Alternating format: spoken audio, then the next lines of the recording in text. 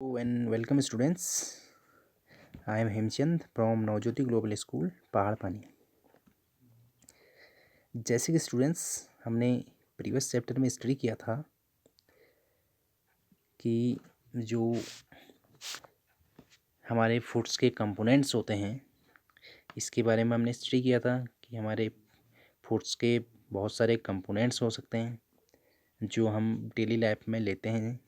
Carbohydrates के बारे में बताया था, प्रोटीन्स, फैट्स, विटामिन्स, ये चीज़ें हमने आपको बताई थी।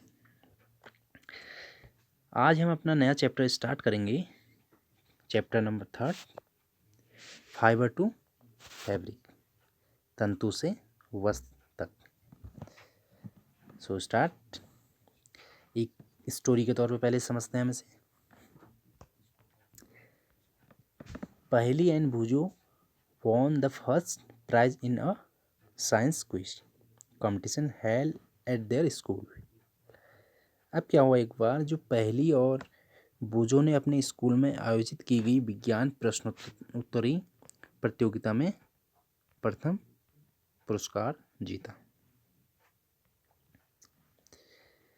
They were very excited and decided to use the prize money to buy clothes for their friends।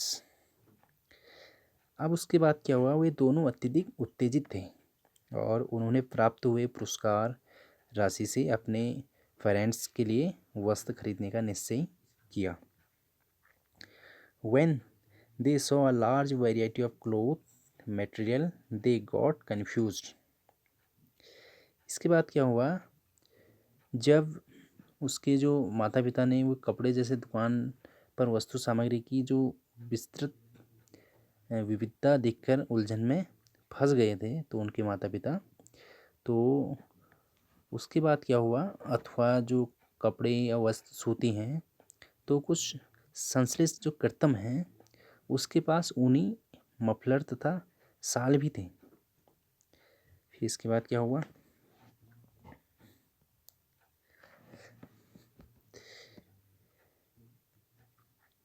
This shopkeeper were cotton and some were synthetic।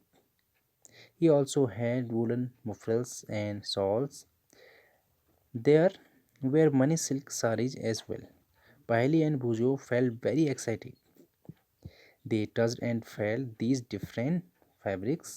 Finally they wore a woolen muffler and a cotton saree। इसके बाद जो पहली और भूजो अत्यधिक उत्तेजित दिखाई दे रहे थे, उन्होंने यह विभिन्न कपड़ों को स्पर्श किया और उनके बारे में जानकारी प्राप्त की। अंत में उन्होंने एक ऊनी जो मफलर है तथा एक सूती साड़ी खरीदी। इसके बाद क्या हुआ, after their visit to the cloth shop, इसके बाद कपड़े की दुकान का भ्रमण करने के पश्चात तब क्या हुआ, Paheli and Boojho begin to notice various fabrics in their surroundings. उसके बाद पहेली और बूजो ने अपने आसपास के विभिन्न प्रकार के वस्तुओं को ध्यान से देखना आरंभ कर दिया। They found that bed sheets, blankets, इसके बाद उन्होंने बेडशीट और जो बिस्तर बिछाने की चादर एंड ब्लैंकेट्स, कंबल एंड जो भी यहाँ पे कर्टेंस और table clothes, towels and dusters were made from different kinds of fabrics. इसके बाद उन्होंने जो पर्दे हैं वहाँ पे एंड टेबल क्लोथ्स, जो मेज पोस होता है, तौलिए, ताउल और झाड़न, डस्टर आदि ये सभी भिन्न भिन्न प्रकार के कपड़ों से बने हैं। ये चीज़ें उन्होंने देखी वहाँ पे। Even their school bags and the gunny bags were made from some kinds of fabric। They tried to identify these fabrics as cotton, wool, silk और synthetic। इसके बाद यहाँ तक कि उनके अपने बस्ते तथा बोरे भी किसी प्रकार के वस्त्र से बने हैं। उन्होंने इन सभी वस्तुओं को जो पहचान सूती, ऊनी, रेशमी अथवा संश्लिष्ट कृत्रिम के रूप में भी की। Can you also identify some fabrics, क्या आप भी इन वस्तुओं में से कुछ की पहचान कर सकते हैं या बता सकते हैं? नेक्स्ट हमारा है 3.1 वेरिएटी इन फैब्रिक्स। जो वस्तुओं में विविधता है वो एक्टिविटी फर्स्ट में हम देखते हैं। Visit a near by tailoring shop, collect cutting of fabrics left over after stitching.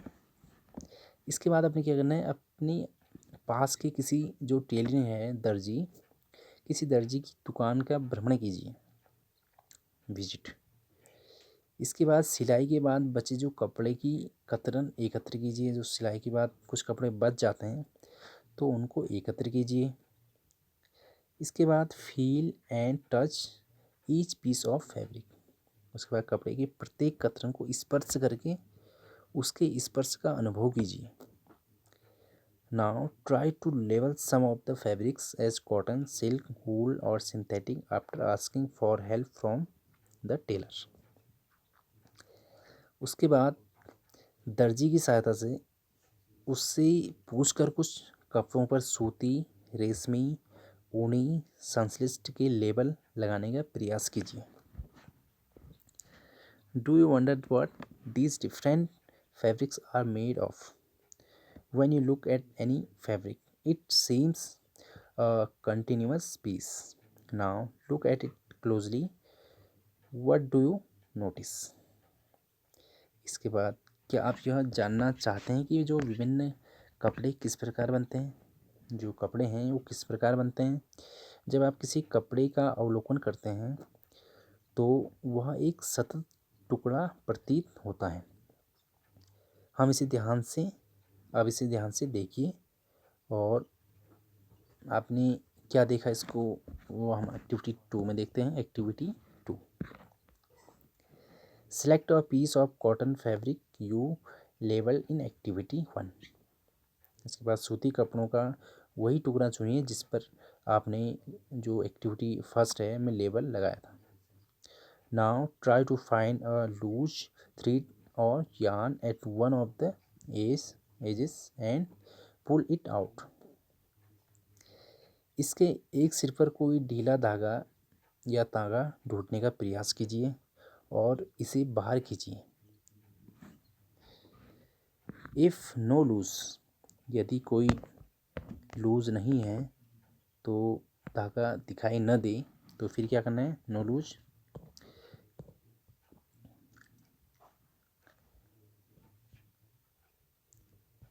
No loose yarns are visible, you can gently pull one out with a pin और अ नीडल। अगर जो उसमें आपको धागा दिखाई ना दे तो पिन अथवा सुई की सहायता से आप एक धागा धीरे धीरे बाहर खींच सकते हैं।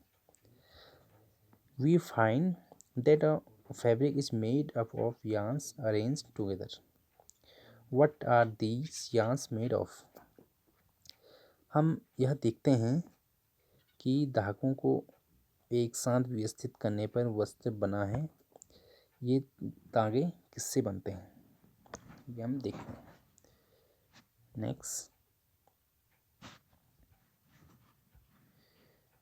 नेक्स्ट हमारा है फाइबर 3.2, जिसे हम बोलते हैं तंतु। एक एक्टिविटी के थ्रू इसे हम समझते हैं। पहले take out a yarn from a piece of cotton fabric.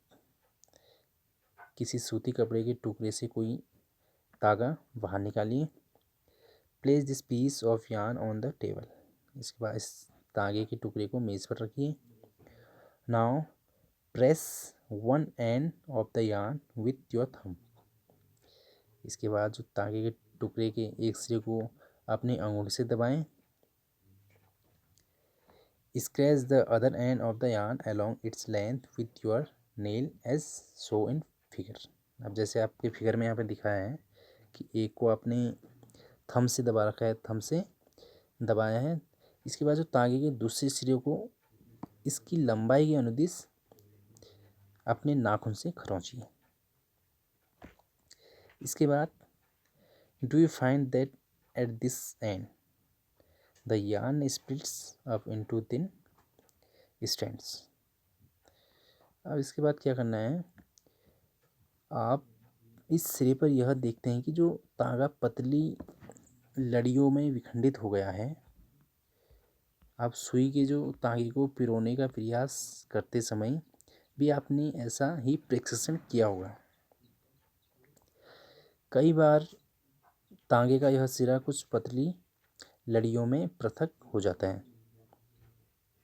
ऐसा होने पर तागे को सुई के नाके से गुजारना कठिन हो जाता है और तागे की ये दिखाई देने वाली पतली लड़ियाँ भी और अधिक पतली लड़ियों से मिलकर बनी होती हैं, जिन्हें हम फाइबर कहते हैं।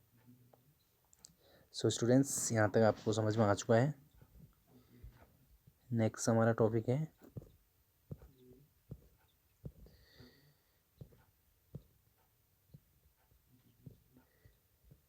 सम प्लांट फाइबर्स, जो हम कल की क्लास में स्टडी करेंगे। थैंक्स।